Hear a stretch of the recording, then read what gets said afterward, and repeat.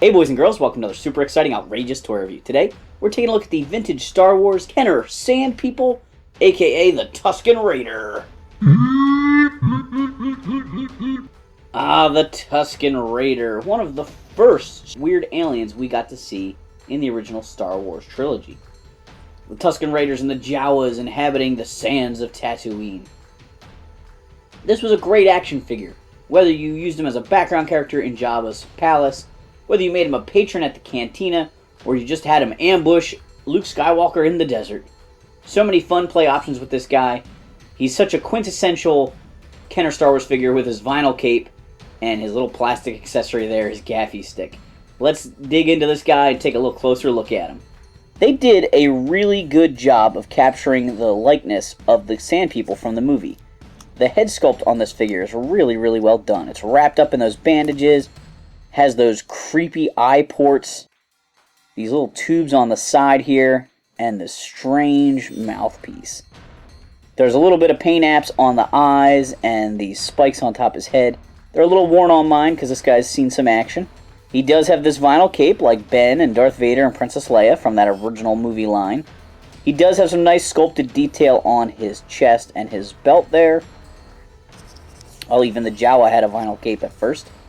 He's got nice sculpting going down his legs. Typical with those early Star Wars figures, when you spread his legs, you just get these flat inside things. They weren't really sure what to do with the robes, but they still looked great. The aesthetic of these figures is so awesome.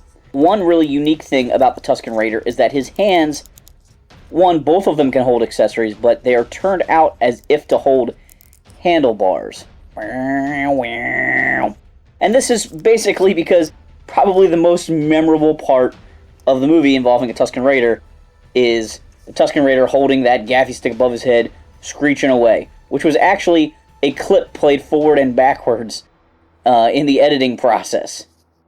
I do have to say that this gaffy stick here is a repro.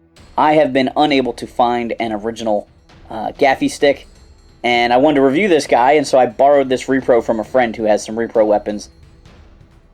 But this is what it looks like. This is maybe a little shinier, possibly even a little bit more rigid than the real accessory. He can hold it in either hand, if you want him to just hold it with just one, but the grip is not perfect. He really does hold it best when you put it between the two hands. If you find a loose sample at a comic book store or a flea market, you'll probably find him missing his vinyl cape. He doesn't look terrible without it.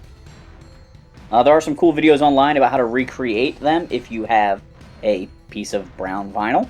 If I ever found some tan vinyl, I might make a replacement cape for this guy. The Sand People feature the standard 5 points of articulation: the head, the shoulders, and the hips. Here's my Sand People Raider party. I have collected Sand People for a long time. I really got into army building when I got into Kenner Star Wars figures. I was obsessed with getting multiple stormtroopers, and when I would find Sand People at yard sales, I would buy more of them.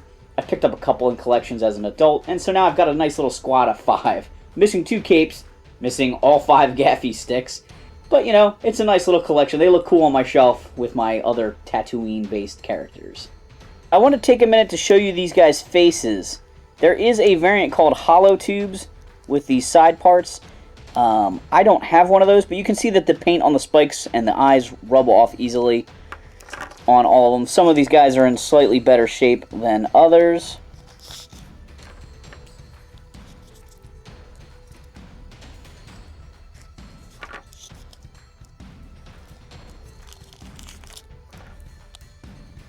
This one seems like an anomaly to me, though.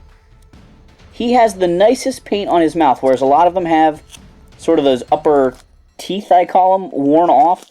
This one has flawless paint on the mouthpiece, but has no paint on the eye tubes or the spikes on his head. So I question if this isn't a variant or possibly just a factory error where they missed a paint app on him.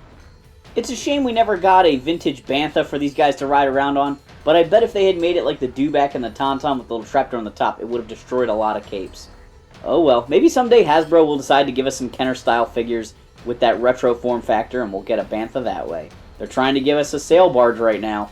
Thanks for watching this super exciting, outrageous toy review. Make sure to like, subscribe, and check out all our other Kenner Star Wars reviews.